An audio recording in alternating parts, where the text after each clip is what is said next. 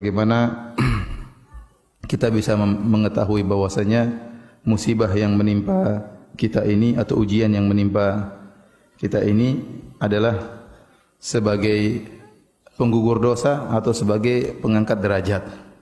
Ya, apakah sebagai penggugur dosa atau apakah sebagai pengangkat derajat? Para ulama telah menjelaskan sebagaimana ditunjukkan oleh dalil-dalil bahwasanya jika musibah menimpa seseorang, memang ada dua kemungkinan. Kemungkinan pertama adalah menggugurkan dosa-dosa. Kemungkinan kedua adalah untuk mengangkat derajat. Adapun dalil-dalil yang menunjukkan kemungkinan pertama bahwasanya musibah jika menimpa seseorang adalah untuk mengurangi dosa-dosanya, seperti firman Allah Subhanahu wa taala, "Wa ma asabaka min sayyi'atin famin nafsik." Apa saja yang menimpamu dari keburukan, maka itu dari dirimu sendiri. Dan ini lafaznya umum. Wa ma asabaka min sayyi'atin, ya di situ ma al-mausulah, kemudian disebutkan dengan penegasan min sayyi'atin, apa saja yang menimpamu dari segala keburukan, fa min nafsik, maka itu dari dirimu. Kemudian juga firman Allah Subhanahu wa taala, wa ma asabakum min musibatin fa bima kasabat aydikum wa ya'fu an katsir. Dan tidaklah kalian ditimpa dengan musibah kecuali akibat ulah tangan kalian. Wa ya'fu an katsir, dan Allah memaafkan banyak kesalahan kalian. Kalau seandainya Allah setiap kita bermaksiat Allah kasih musibah, maka kita tidak ada yang selamat. Walau yu'akhidullahu an-nasa bidzulmihim ma taraka 'alaiha min dabbah. Kalau seandainya Allah memberi hukuman setiap kezaliman dilakukan oleh manusia, maka tidak ada yang tersisa di atas muka bumi ini. Bahkan hewan-hewan pun akan terkena dampak dari itu semua. Jadi dalil-dalil menunjukkan bahwasanya musibah yang menimpa seseorang karena dosa yang dia lakukan. Seperti juga firman Allah Subhanahu wa taala, "Zaharal fasadu fil barri wal bahri bima kasabat aydin nas liyudhiqahum ba'dalladzi 'amilu la'allahum yarji'un." Telah nampak kerusakan di daratan dan di lautan akibat ulah perbuatan manusia, agar Allah membuat mereka merasakan sebagian ulah perbuatan mereka, la'allahum yarji'un, semoga mereka kembali. Jadi Allah menciptakan kerusakan di daratan, di lautan, ya, kerusakan akibat perbuatan mereka, ya. Dan Allah tidak membalas seluruh kesalahan mereka. Allah mengatakan liyudhiqahum ba'dalladzi amilu, agar mereka merasakan sebagian dari akibat perbuatan mereka. Seandainya setiap seluruhnya dibalas oleh Allah, ya, maka akan binasa, ya. Ya, akan terjadi kerusakan yang sangat luar biasa. Kemudian hadis-hadis juga menunjukkan hal yang sama. Contoh kata Nabi sallallahu alaihi wasallam, "Idza aradallahu bi 'abdihil khaira, ajjala lahul 'uqubata fid dunya." Jika Allah menghendaki kebaikan pada seorang hamba, Allah segerakan hukumannya di dunia. Artinya menghapuskan dosa-dosanya. Wa idza arada bi 'abdihi syarra amsaka anhu hatta yuwaffiya bihi yaumal qiyamah. Jika Allah menghendaki keburukan pada seorang hamba, Allah tidak kasih dia musibah. Allah tidak kasih dia hukuman. Allah tahan sampai nanti Allah balas pada hari kiamat kelak, waliyadzubillah.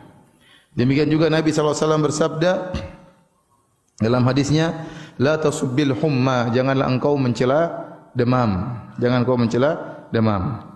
Kenapa? Karena demam itu tudhibul khotoya kama yudhibul kir khabathal hadid. Karena demam itu bisa menggugurkan dosa-dosa sebagaimana alat pandai besi bisa menghilangkan karat besi. Ya, jadi apa yang menimpa seorang muslim, ya, sampai demam yang dia rasakan juga menggugurkan dosa-dosanya. Makanya kalau kita menyungguh orang sakit, kita bilang apa? Tahur insyaallah. Apa maksudnya itu? Semoga dosa-dosamu digugurkan dengan penyakitmu.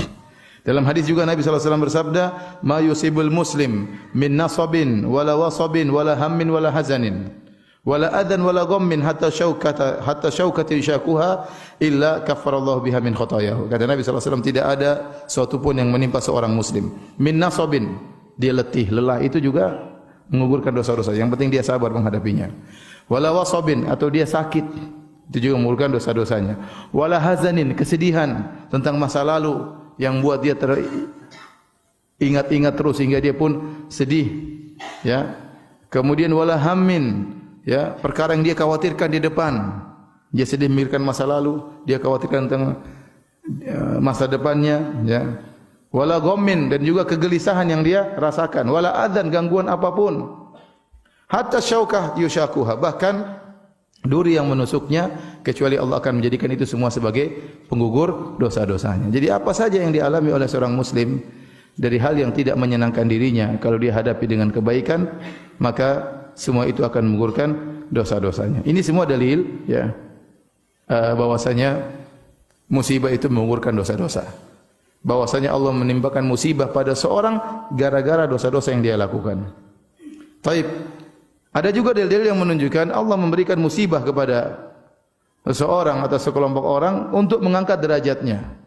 Untuk mengangkat derajatnya. Oleh karenanya para anbiya diuji oleh Allah Subhanahu wa taala, dikasih banyak musibah. Waktu Nabi pernah ditanya, "Man asyadun nasi bala'an ya Rasulullah?" Siapa orang yang paling banyak bencana yang dialaminya ya Rasulullah? Maka Rasulullah SAW mengatakan anbiya. Yang paling banyak musibah adalah para nabi. Yang paling banyak diuji, dikasih musibah adalah para nabi. Tsumma salihun, kemudian orang-orang soleh. Tsummal amsal fal amsal, kemudian yang selanjutnya dan selanjutnya. Yubtala rajulu ala qadri imanihi, seorang diuji, diberi musibah berdasarkan keimanannya. Fa in kana fi imanihi salabatun zida fi balaihi, kalau ternyata imannya kuat, kokoh, Allah tambah ujiannya, tambah musibahnya. Wa in kana fi imanihi riqatun khufifa anhu, kalau ternyata imannya lemah, Allah kurangi ujiannya. Dalam hadis, innallaha idza ibtala qauman innallaha idza ahabba qauman ibtalahum. Kalau Allah mencintai suatu kaum, Allah akan uji mereka. Allah akan menguji mereka. Dalam hadis juga kata Nabi sallallahu alaihi wasallam, inna idzamal jaza ma'idzamal bala, ma'idhamil bala. Sungguhnya besarnya balasan sesuai dengan besarnya ujian. Ini menunjukkan ujian-ujian tersebut adalah dalam rangka untuk mengangkat derajat. Bahkan dalam satu hadis Rasulullah SAW bersabda, yang dihasankan oleh Syekh Albani dalam silsilah sahihah, innar rajula la yakunu lahu indallahil manzilah, fama yablughuha bi'amalin fala yazalu Allahu yabtalihi bima yakrah hatta yablughahu iyyaha atau yuballighahu iyyaha. Kata Nabi SAW, sungguh dia punya kedudukan di sisi Allah, kedudukan yang tinggi. Tetapi dia tidak bisa sampai kedudukan tersebut dengan amal dia. Amal dia itu tidak cukup untuk membuat dia mendongkrak dia naik di derajat yang tinggi.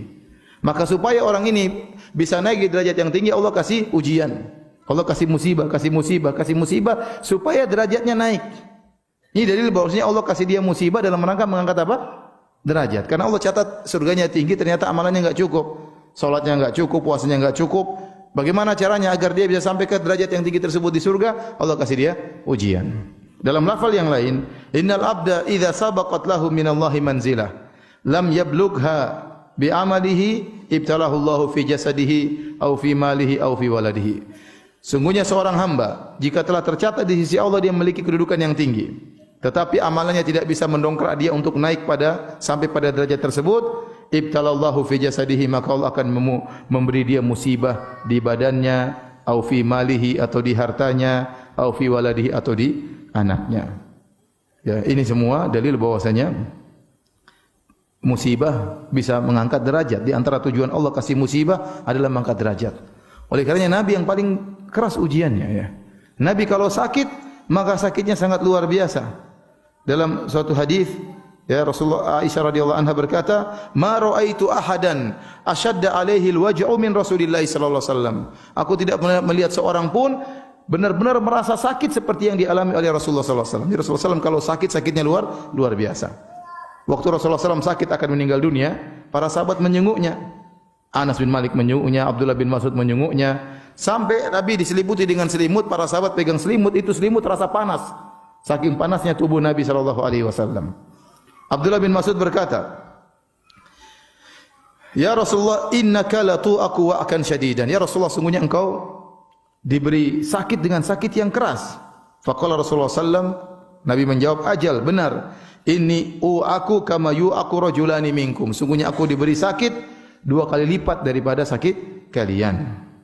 Ya, kenapa? Karena Nabi diangkat derajatnya oleh Allah Subhanahu wa taala.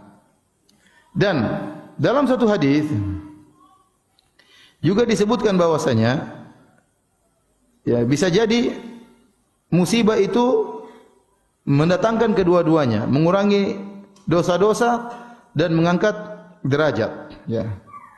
Di mana dalam hadis Rasulullah SAW menyebutkan tidaklah suatu musibah menimpa seorang muslim kecuali, ya kata Nabi sallallahu alaihi wasallam, kecuali akan menghapuskan dosa-dosanya dan akan mengangkat derajatnya, ya.